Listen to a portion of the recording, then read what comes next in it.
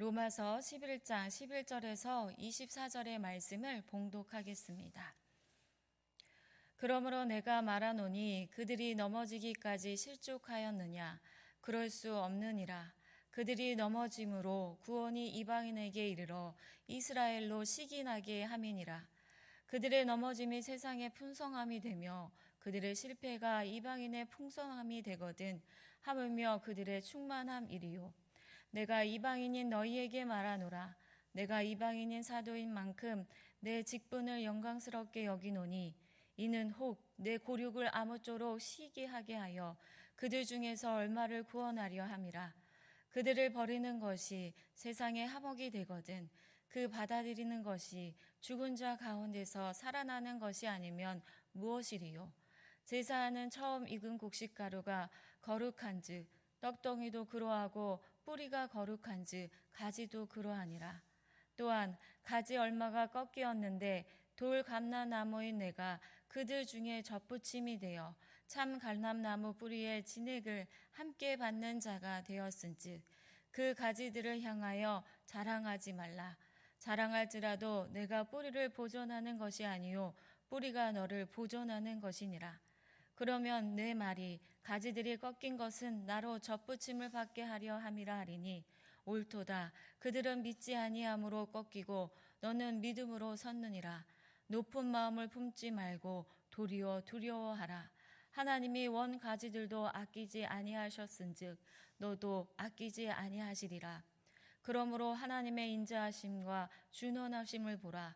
넘어지는 자들에게는 준원하심이 있으니 너희가 만일 하나님의 인자하심에 머물러 있으면 그 인자가 너희에게 있으리라. 그렇지 않으면 너도 찍히는 바 되리라. 그들도 믿지 않은데 머무르지 아니하면 접붙임을 받으리니 이는 그들을 접붙이실 능력이 하나님께 있음이라. 내가 원 돌 감람나무에서 찢김을 받고 본성을 거슬러 좋은 감람나무에 접붙임을 받았으니 원 가진 이 사람들이야 얼마나 더 자기 감람나무에 접붙이심을 받으랴. 아멘. 오늘 본문은 이스라엘의 넘어짐 속에 담긴 하나님의 깊은 구원 계획을 보여줍니다. 바울은 이스라엘의 식족을 통해 이방인에게 구원이 전해진 사실을 설명하면서 동시에 이방인들이 교만에 빠지지 않도록 경고의 말씀을 전하고 있습니다. 당시 로마 교회 안에는 유대인과 이방인이라는 서로 다른 배경을 가진 성도들이 함께 모여 있었습니다.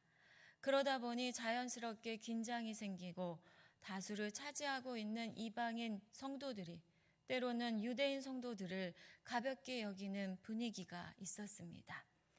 이런 상황 속에서 바울은 이렇게 전합니다. 11절의 말씀을 보면 그들이 넘어지기까지 실족하였느냐? 그럴 수 없느니라고 하였습니다. 넘어지기까지 실족하였느냐라는 말은 이스라엘의 회복이 불가능할 정도로 완전히 버림받았느냐라는 의미입니다. 이어서 바울은 그럴 수 없느니라라고 말합니다. 하나님께서는 그들의 실패를 영원히 파멸로 두지 않으신다는 것입니다. 이스라엘의 죄 때문에 오히려 이방인들은 구원을 받게 되었고 그로 인해 이스라엘은 이방인들을 시기하게 되었습니다.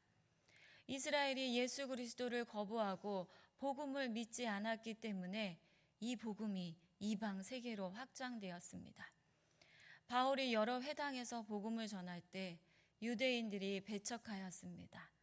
바울은 이방인에게 갑니다. 오히려 이방인의 거절이 이방인 선교의 계기가 된 것입니다. 그러나 하나님은 이방인만 구하려 하신 것이 아닙니다. 이방인이 구원을 받아 하나님의 은혜 안에 들어오는 것을 보면서 이스라엘이 하나님께로 돌아오게 하려는 뜻이 담겨 있습니다. 유대인들이 복음을 거절할 때 복음은 그 자리에 머물지 않았습니다. 예루살렘에서 시작된 복음은 박해와 거부를 통하여 유대 땅을 넘어 흘러갔습니다. 사도행전을 보면 복음이 먼저 사마리아로 전해지고 이어서 안디옥 교회에 세워져 이방 선교의 중심지가 되었습니다. 그리고 바울과 바나바가 파송을 받아 에베소와 고린도, 빌립보와 같은 헬라 도시들로 복음이 전해짐을 우리는 알 수 있습니다. 이스라엘의 불순종이 오히려 세계 선교의 문이 열린 것입니다. 그들의 거부로 인해 더 많은 이방인들이 하나님의 구원에 동참하게 되었습니다. 12절에서 말하는 바울이 말하는 세상의 풍성함과 이방인의 풍성함은 바로 이러한 상황을 말합니다. 복음이 유대 땅을 넘어 열방으로 흘러가면서 전에는 소망이 없던 수많은 사람들이 생명의 풍성함을 누리게 된 것입니다. 교회가 곳곳에 세워지고 새로운 공동체가 일어나서 복음의 열매가 땅끝까지 확장되는 놀라운 역사가 바로 그 풍성함이었습니다. 그렇다면 만일 이스라엘이 다시 하나님께로 돌아오면 어떻게 되었을까요? 바울은 그것을 충만함이라고 말합니다. 충만함은 하나님께서 계획하신 구원의 역사가 완전하게 성취되는 상태입니다. 이방인과 이스라엘이 함께 복음 안에서 하나가 되어 하나님 나라의 영광이 온전히 드러나는 것을 의미합니다. 이스라엘의 불순종이 이방 세계에 복음을 가져왔다면 이스라엘이 하나님께 돌아오게 될 때에는 유대인과 이방인이 그리스도 안에서 하나 되며 모든 민족이 하나님 나라의 영광이 나타난다는 것입니다. 15절의 말씀을 보면 이스라엘이 복음을 거절한 것이 오히려 이방인과 하나님의 화목을 이루는 길이 되었다라고 말합니다. 그런데 그들이 다시 돌아올 때는 마치 무덤 속에 있던 자가 부활하는 것 같은 엄청난 사건이 될 것이라고 선언합니다.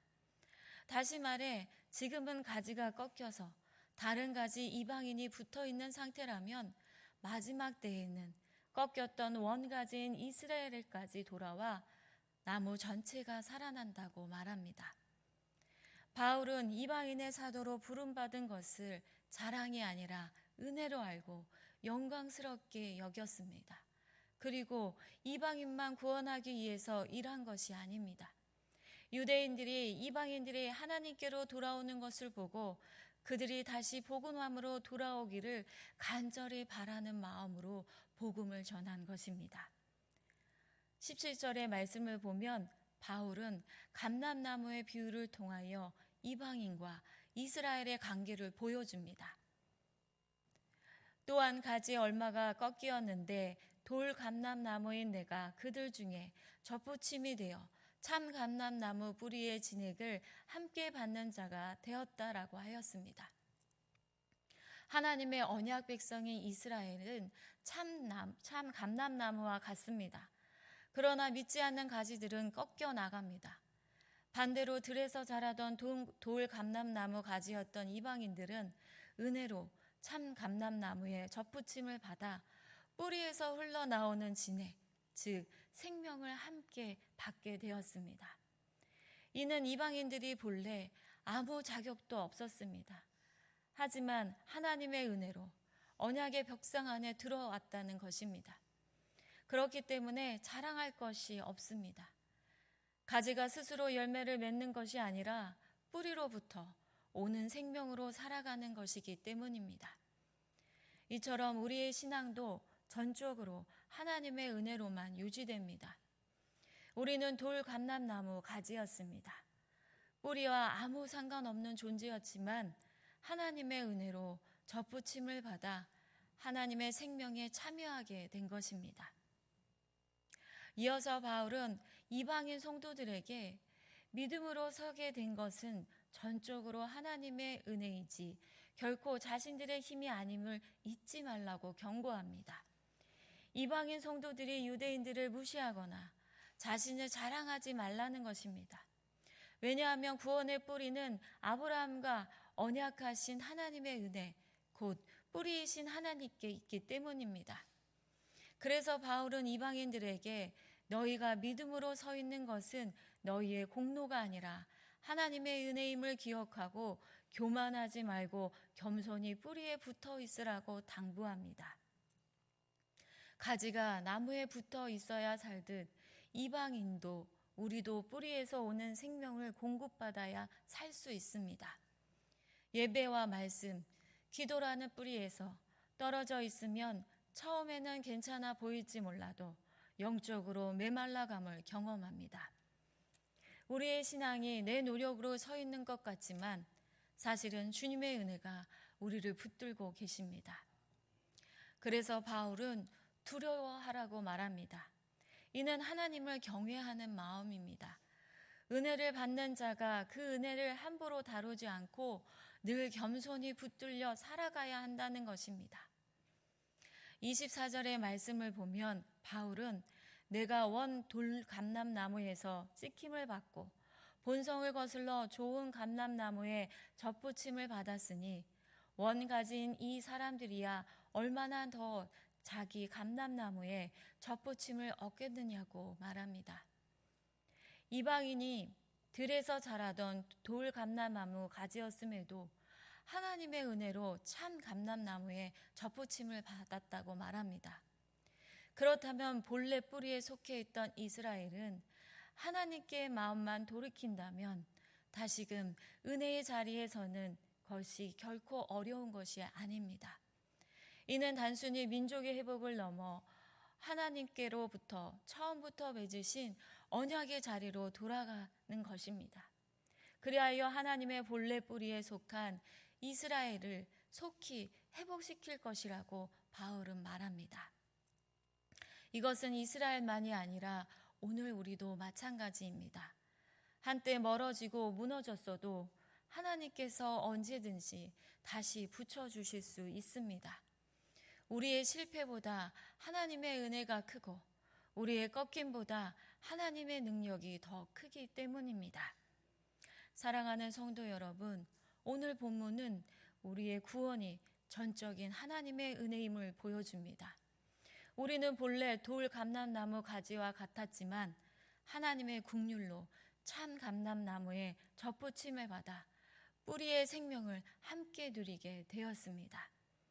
그렇기에 우리는 자랑할 것이 없고 오직 겸손히 말씀과 기도로 주님께 붙어 있어야 합니다. 이스라엘을 회복하실 하나님은 우리의 깨어진 삶과 관계를 새롭게 하십니다. 주님께 붙어 있는 가지로 살아갈 때 사랑과 믿음의 풍성한 열매를 맺게 하십니다. 오늘도 주님의 은혜와 안에서 겸손히 거하는 우리가 되기를 주님의 이름으로 축복합니다.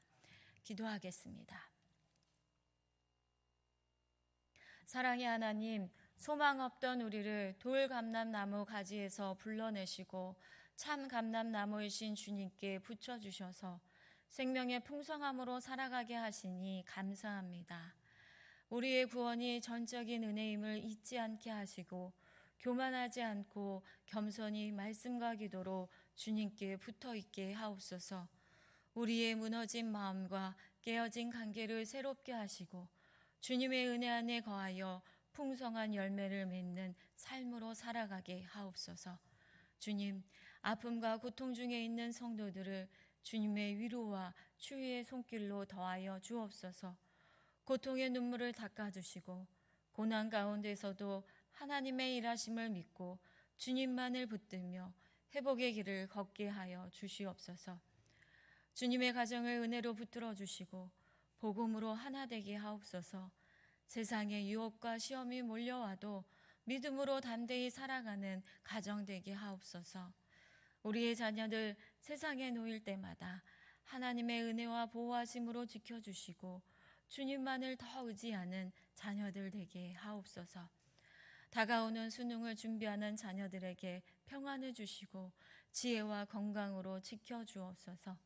하나님의 뜻을 믿고 의지하여 주님의 자녀로 살아가게 하옵소서. 오늘도 복음의 능력으로 우리를 담대히 살게 하시고 그리스도의 사랑으로 서로를 품고 기도하며 주님 안에서 거룩하고 아름다운 공동체를 이루게 하옵소서. 예수 그리스도 이름으로 기도합니다. 아멘.